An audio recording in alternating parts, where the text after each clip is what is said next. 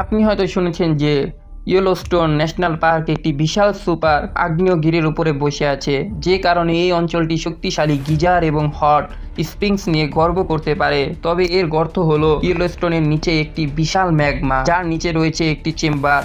2015 সালের বিশ্ববিদ্যালয়ের গবেষকরা ওইটা জানতে পেরেছে যে এই চেম্বারটি অনেক বড় ছিল, যা আগেও দেখা গিয়েছিল।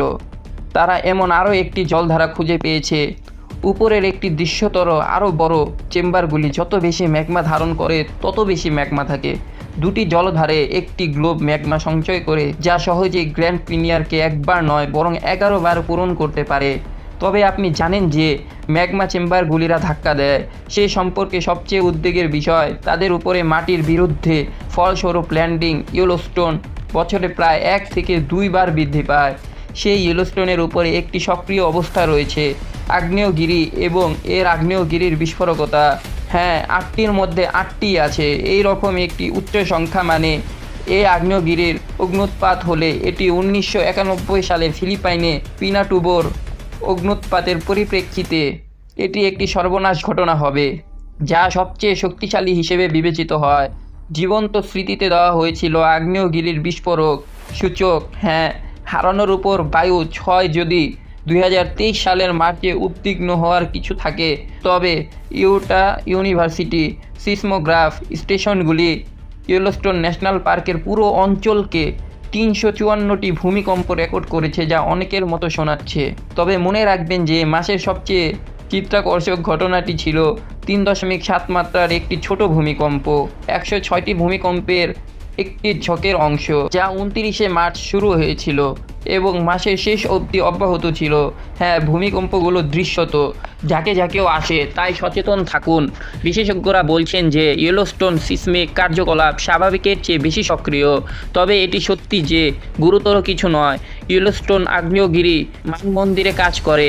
একজন ভূপদার্থবিদ মাইকেল পোল্যান্ড দাবি করেছেন যে আগ্নেয়গিরিটি শীঘ্রই অগ্নুৎপাত হবে না।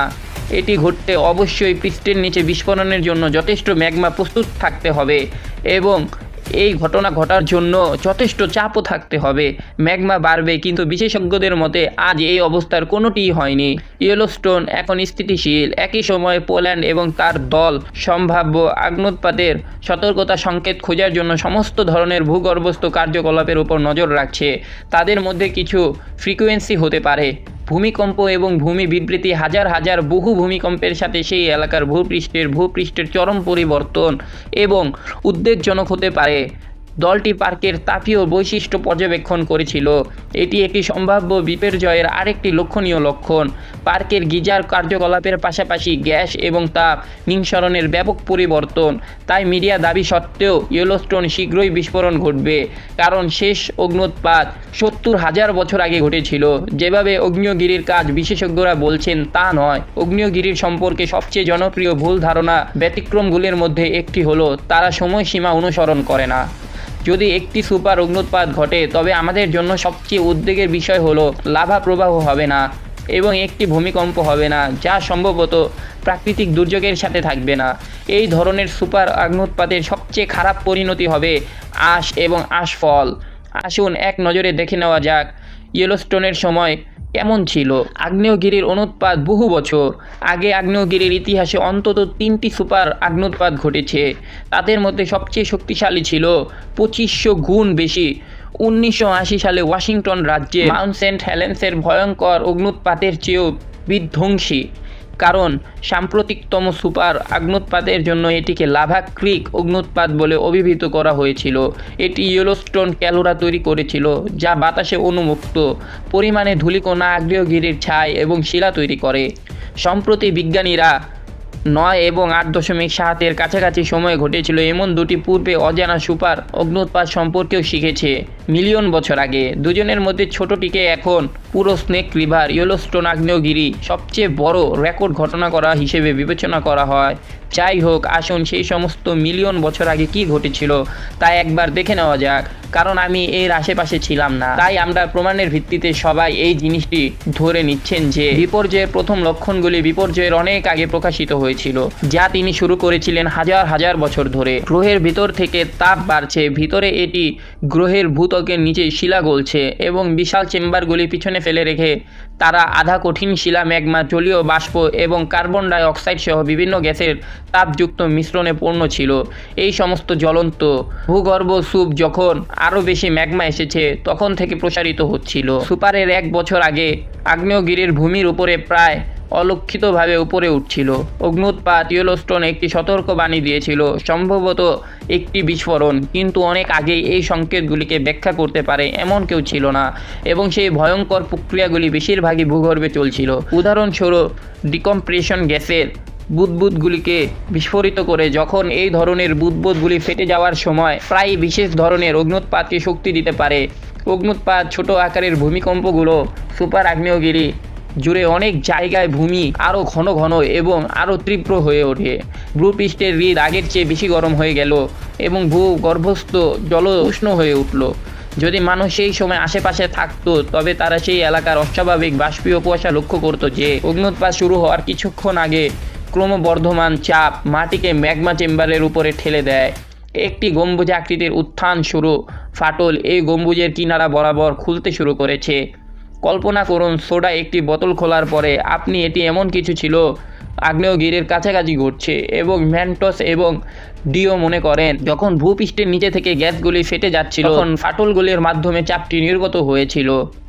তাই বিপর্যয়ের ঠিক আগে ইয়েলোস্টোন আগ্নেয়গিরির চারপাশের মাটি ভূতাপীয় পুলগুলিকে উত্তোলন করেছিল এবং গিজারগুলি ফুটন্ত তাপমাত্রায় উত্তপ্ত হয়েছিল এবং আরও অম্লীয় হয়ে গিয়েছিল। স্বাভাবিকের চেয়ে ম্যাগমা এক পর্যায়ে ম্যাগমা চেম্বারের শিলা ছাদ পৃষ্ঠের দিকে উঠতে শুরু করে আর প্রতিরোধ করতে পারেনি এবং অগ্নুৎপাতটি শুরু হয়েছিল ছোট কিন্তু ধ্রুব। কম্পন বিপর্যয়ের কয়েকদিন আগে মাটিতে সরতে শুরু করে, কিন্তু প্রকৃত কাঁপুনি শুরু হয় না যতক্ষণ না অনুৎপাতের কয়েক মিনিট আগে একটি বধির গর্জন দিয়ে লাভা এবং আশের একটি বিশাল কলাম নিক্ষেপ করে বাতাসে।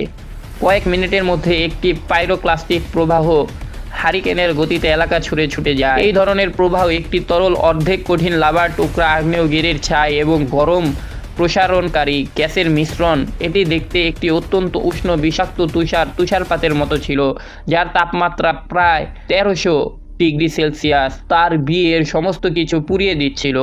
আগ্নেয়গিরিটি সমস্ত জীবন্ত প্রাণীর জন্য শেষ পর্যন্ত আশ পাম্প করতে থাকে। আগ্নেয়গিরির ছাই অনুৎপাতের সবচেয়ে বিপজ্জনক পরিণতিগুলির মধ্যে একটি ছিল।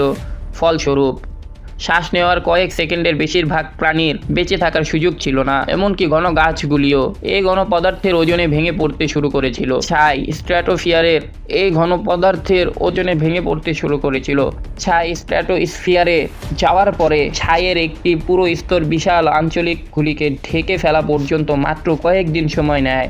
সারা বিশ্বের তাপমাত্রা কমতে শুরু করে। অগ্নুৎপাতের ফলে প্রচুর পরিমাণে সালফার ছিল, যা একটি কার্যকর সান ব্লকার। তাই শীঘ্রই এটি এত ঠান্ডা হয়ে যায় যে পুরো গ্রীষ্মে কোনো গ্রীষ্ম ছিল না। বিশ্বের পরবর্তী কয়েক বছর ধরে প্রাণীরা খাবার এবং পরিষ্কার জল খুঁজে পায়নি। গ্রেস গ্ল্যান্ডিং সুপার অগ্নুৎপাত নামক এই প্রাকৃতিক দুর্যোগটি বিশাল ছিল, কারণ গবেষকরা তাদের সাম্প্রতিক গবেষণায় কিভাবে এটি বর্ণনা করেছেন। এটি একটি বিশাল অঞ্চলকে প্রবাহিত করেছে। লাভার স্রোতগুলি একটি বিশাল অঞ্চলকে এনামেল করেছে। নিউ জার্সি জ্বলন্ত গরম আগ্নেয়গিরির কাছে এটি তাৎক্ষণিকভাবে ভূমিপৃষ্ঠকে জীবাণুমুক্ত করে সমস্ত উদ্ভিদের জীবনকে নিশ্চিত করে দেয়, যা আগে যেখানে ড্রাইভিং করা হয়েছিল। এখন যদি এই রকম একটি অগ্নুৎপাত ঘটে থাকে তবে এটি কলোরাডো, উটাহ এবং ওয়াইমিংকে প্রায় 3 ফুট বিষাক্ত আগ্নেয়গিরির ছাই দিয়ে ঢেকে ফেলবে। অনেক অঞ্চল অন্ধকারে নিমজ্জিত হবে, এমনকি উপকূল যেখানে বেশিরভাগ আমেরিকান বাস করে তারা ছাই মেঘের বিস্তার নিয়ে সমস্যা অনুভব করবে। ফসল ধ্বংস করবে এবং চারণভূমিকে দূষিত করবে। বিদ্যুৎ লাইন এবং বৈদ্যুতিক ট্রান্সফারগুলিকে ভালোভাবে নষ্ট করবে। তাই আমি নিশ্চিত আপনি আমার সাথে একমত হবেন, এটি একটি ভালো জিনিস। এই ধরনের বিপর্যয় শীঘ্রই ঘটবে বলে আশা করা যায় না। ভিডিওটি ভালো লেগে থাকে তাহলে লাইক দিতে ভুলবেন না। আপনার বন্ধুদের সঙ্গে শেয়ার করুন এবং এমন আরও ভিডিও পেতে অবশ্যই চ্যানেলটি সাবস্ক্রাইব করে পাশে থাকুন। নতুন ভিডিওতে আবার দেখা হবে।